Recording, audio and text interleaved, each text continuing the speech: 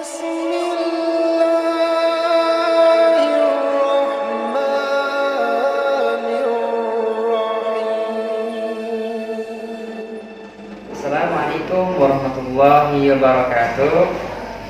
Alhamdulillah, kita bersyukur kepada Allah Subhanahu wa taala atas segala karunia-Nya kita bisa dipertemukan oleh Allah dalam pembelajaran PAI kali ini. Alhamdulillah, anak-anak sekalian, kali ini bersama dengan Pak Imam, guru mata pelajaran Pendidikan Agama Islam. Hari ini kita akan belajar tema tentang thaharah ya. Nah, dalam tema thaharah ini kita akan membahas beberapa hal. Yang pertama kita akan membahas apa itu thaharah. Kemudian pembagian dari thaharah itu terdiri dari beberapa segmen lagi ya. Ada wudu, ada tayamum, kemudian ada mandi janabah, dan ada bab tentang istinja gitu ya. Nah, inilah beberapa hal yang akan kita bahas dalam materi kali ini. Sebelum sampai ke sana kita akan bahas dulu apa itu thaharah ya. Thaharah itu adalah ya aktivitas yang kita lakukan dalam rangka untuk tujuan menghilangkan najis atau mengangkat hadas ya. Kita ulangi lagi bahwa thaharah itu adalah aktivitas atau perbuatan yang kita lakukan untuk menghilangkan najis atau mengangkat hadas.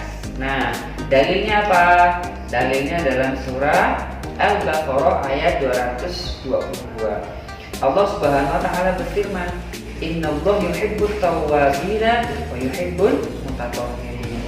Sesungguhnya Allah itu mencintai hamba-hambanya yang bertaubat kepada Allah.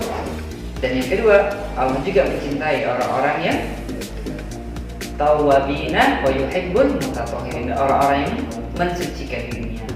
Jadi kunci untuk dicintai oleh Allah ada dua. Yang pertama, menjadi orang-orang yang bertaubat kepada Allah, kembali kepada Allah, dan yang kedua, menjadi orang-orang yang mensucikan diri.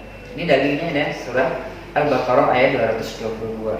Juga dalam sebuah hadis Rasulullah menyebutkan at-tahuru syatrul iman. Sesungguhnya ya, kebersihan itu at-tahur, kebersihan atau kesucian itu bagian dari iman. Untuk bab pertama ini kita akan bahas dulu apa itu wudu. Nah, kalian udah tahu pasti wudu itu apa. Wudu adalah ya aktivitas yang kita lakukan untuk apa? Menghilangkan hadas kecil ya. Jadi wudu itu adalah untuk menghilangkan hadas kecil. Wudu ini hukumnya apa? Hukumnya wajib, bisa juga sunnah. Wajib ketika kita akan sholat, ketika akan membaca Al-Quran, dan ketika kita akan melakukan tawaf di Masjidil Haram gitu ya. Nah, untuk sunnahnya, untuk hal-hal yang lain disunahkan kita selalu menjaga wudu, termasuk dalam hal ibadah-ibadah yang lain. Nah, anak sekalian, wudu ini ya ada ketentuannya ya. Pertama kita akan bahas dulu bahwa wudu itu ada rukunnya atau hal-hal yang wajib dalam wudu itu yang harus kita lakukan. Yang pertama niat. Kemudian yang kedua membasuh muka. Jadi membasuh muka itu menjadi kewajiban dalam wudu. Membasuh mukanya, ingat bahwa membasuh muka itu harus sempurna sampai batas tumbuhnya rambut. Kalau biasanya sampai ke dekat telinga gini, sampai ke dagu.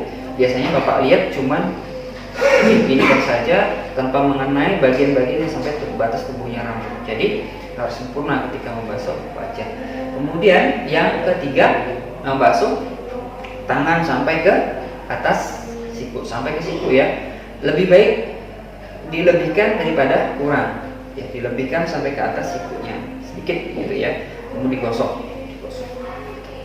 Gosok kanan 3 kali, kemudian kiri 3 kali. Selanjutnya apa lagi? Membasuh ke kepala. Ingat, membasuh kepala bukan berarti hanya membasuh sebagian dari rambut, tapi membasuh kepala adalah membasahi sebagian dari kulit kepala dan rambut. Kita harus kena sebagian dari kulit kepalanya dan rambutnya. Tapi bukan berarti semuanya diguyur dengan air, enggak. Sebagian saja. Kemudian yang terakhir, wajibnya wudu adalah membasuh kaki. Kaki itu ingat dari mulai ujung sampai ke batas mata kaki ya, batas mata kaki. Kalau dilebihkan lebih baik. Nah, kemudian selanjutnya adalah tertib. Jadi wudhu itu tidak boleh di jeda-jeda, nggak boleh di tukar-tukar posisinya. Mana yang duluan harus didahulukan, yang belakang harus belakangkan gitu ya. Misalnya urutannya dari awal niat seterusnya ya, jangan dibalik gitu ya. Harus basuh wajah dulu baru tangan dan seterusnya. Kemudian terakhir baru berturut-turut. Berturut-turut maksudnya adalah tidak dijeda-jeda. Habis basuh muka pergi kemana dulu langsung lanjut lagi wudhu, bukan. Tapi selesaikan dulu wudhunya baru beraktivitas yang lain, gitu ya. Nah, itu beberapa kewajiban dalam wudhu. Nah, kemudian syarat sah wudhu. Syarat sah wudhu itu apa? Yang pertama adalah Islam. Jadi orang yang sah wudhu adalah orang yang Islam. Yang kedua orang yang berakal. Orang yang nggak berakal gimana mau berwudhu kan? Gitu. Kemudian yang ketiga mumayyiz atau orang yang bisa membedakan mana yang benar dan mana yang salah. Gitu. Kemudian menggunakan air yang suci dan mensucikan. Contohnya apa? Air yang suci dan mensucikan itu adalah air hujan, air keran dan seterusnya yang suci. Air yang suci tapi tidak mensucikan apa contohnya? Air susu misalnya, air teh suci tapi tidak bisa untuk bersuci. Itu yang maksudnya ya. Kemudian menggunakan air yang halal, bukan air ngambil punya orang tanpa izin, ya. Syarat sahnya. Jadi bukan air yang dicuri begitu ya maksudnya ya. Kemudian air yang tidak ada yang menghalangi dia untuk melakukan wudhu. Nah, misalnya ketika ada hal yang menghalangi dia melakukan wudhu, maka wudhu tidak sah. Kenapa? Misalnya orang yang berhadas besar. Orang yang berhadas besar sebelum wudhu dia harus mandi dulu, gitu ya. Harus mandi wajib dulu. Nanti kita bahas tentang bab mandi janabatnya. Oke, kita lanjut. Wudhu ini ketentuannya adalah selain ada wajibnya, juga ada sunnahnya. Apa itu sunnah-sunnah wudhu? Yang pertama, membaca basmalah. Jadi kalau kita wudhu disunahkan untuk membaca basmalah. Baca Bismillahirrahmanirrahim. Kemudian mencuci telapak tangan ini ya. Telapak tangannya dicuci. Kenapa? Khawatirnya di telapak tangan kita ada benda-benda yang menempel yang menghalangi kulit kita dari terkena air wudhu. Kemudian yang ketiga, berkumur-kumur. Jadi berkumur-kumur itu bagian dari sunnah wudhu. Nah, dianjurkan untuk berkumur-kumur agar apa? Agar ketika kita habis makan misalnya, ya ada makanan yang nempel di mulut kita bisa dihilangkan dengan cara berkumur-kumur. Kemudian yang ketiga, bersiwak. Disunahkan juga ini bersiwak. Kalau enggak pun enggak apa-apa ya. Kemudian menghirup air ke dalam hidung, kemudian menghembuskannya. Dikenal dengan insyirah. Dihirup airnya, dihembuskan lagi, ya. Yang kemudian selanjutnya adalah mengusap telinga. Jadi telinga itu bagian dari sunnah wudhu, mengusap telinga. Kanan 3 kali, kiri 3 kali. Atau ada yang bisa sekali, gitu ya. Ada yang satu paket dengan telinga, dengan kepala. Kepalanya satu paket dengan telinganya langsung. Kemudian menyela-nyela jenggot bagi yang laki-laki yang berjenggot, ada jenggotnya di sela-sela. Jadi bagian dari sunnah wudhu.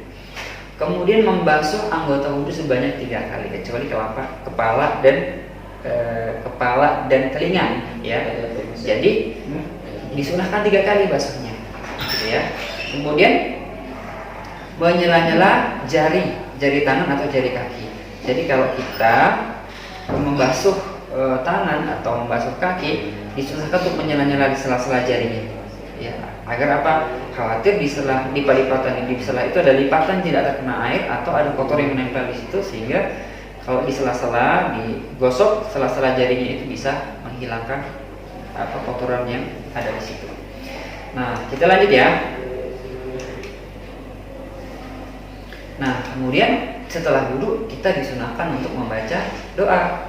Doanya asyhadu alla ilaha illallah wahdahu la syarikalah wa asyhadu anna Muhammadan abduhu wa rasuluh. Allahumma ja'alni minat tawwabina waj'alni minal mutatahhirina waj'alni min ibadikas sholihin. Itu ya. Nanti bisa dihafal sendiri di rumah itunya ya. Doanya. Hal-hal yang dapat membatalkan wudu. Apa aja? Nah, ini dia. Yang pertama, membatalkan wudu adalah menyentuh kemaluan, ya, menyentuh kemaluan ya, yang baik yang kemaluan yang depan atau yang belakang. Jadi ini membatalkan wudu. Kemudian yang kedua, tidur yang nyenyak hingga tidak sadar. Itu terlalu nyenyak kemudian tidak sadar tuh ketika bangun dia harus melakukan wudhu lagi kalau mau sholat misalnya gitu ya. Kemudian apa saja yang keluar dari kubul dan dubur ya, BAK atau BAD atau buang angin itu membatalkan wudhu. Dan yang terakhir, hilang kesadaran disebabkan misalnya pingsan atau misalnya orang yang mabuk ya, itu orang yang batal wudhunya. Ini beberapa hal yang bisa membatalkan wudhu ya. Kira-kira bisa dipahami bab tentang wudhu ini. Kemudian kita lanjut tentang tayamum. Nah, karena tayamum itu apa? Ada yang pernah dengar apa itu tayamum atau pernah melakukan tayamum?